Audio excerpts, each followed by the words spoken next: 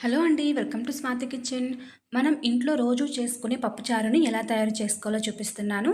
ముందుగా కుక్కర్‌లోకి 1 కప్పు వరకు కందిపప్పును తీసుకొని 2 లేదా 3 సార్లు బాగా కడుక్కోవాలి. ఇలా కడుక్కున్న పప్పులోకి 2:30 కప్పు వరకు వాటర్‌ని వేసుకోవాలి. ఇందులోకి పావు టీ స్పూన్ పసుపు, చిటికెడు ఆయిల్, 2 లేదా 3 వరకు పచ్చిమిరపకాయలు, 2 టమోటాలను ఇలా పెద్ద ముక్కలుగా కట్ చేసుకొని యాడ్ చేసుకోవాలి. మూత పెట్టి 7 లేదా 6 విజిల్స్ వచ్చేంత వరకు హై ఫ్లేమ్‌లో పెట్టుకొని పప్పుని బాగా ఉడికించుకోవాలి. ఈలోగా ఒక చిన్న నిమ్మకాయ సైజ్ అంత చింతపండుని వేడి నీటిలో నానబెట్టుకొని పక్కన పెట్టుకోండి. పప్పు బాగా ఉడికి విజిల్ అంతా పోయిన తర్వాత పప్పు గుత్తితోటి పప్పుని మెత్తగా ఎనుపుకోవాలి. ఇలా మెత్తగా ఎనుపుకున్న పప్పులోకి మనం ముందుగా నానబెట్టుకున్న చింతపండు రసాన్ని యాడ్ చేసుకోవాలి.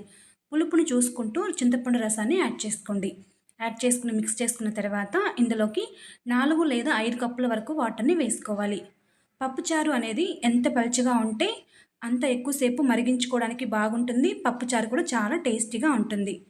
ఇలా పలుచగా కలుపుకున్న పప్పుచారులోకి హాఫ్ టీ స్పూన్ వరకు కారం, రుచికి సరిపడా ఉప్పుని వేసుకొని ఒకసారి కలిపి పక్కన పెట్టేసుకోండి.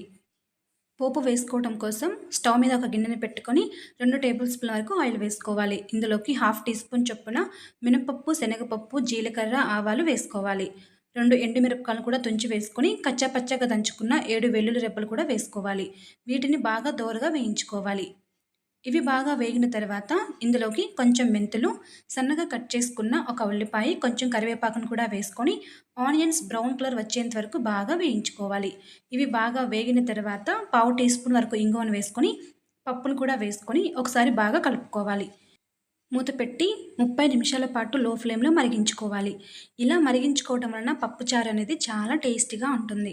30 నిమిషాల తర్వాత కొంచెం కొత్తిమీర కూడా వేసుకొని సర్వ్ చేసుకోండి. అంతే అండి, పప్పుచారు రెడీ అయిపోయింది. ఈ రెసిపీ మీకు నచ్చినట్లయితే లైక్ చేయండి, షేర్ చేయండి, సబ్స్క్రైబ్ చేయండి.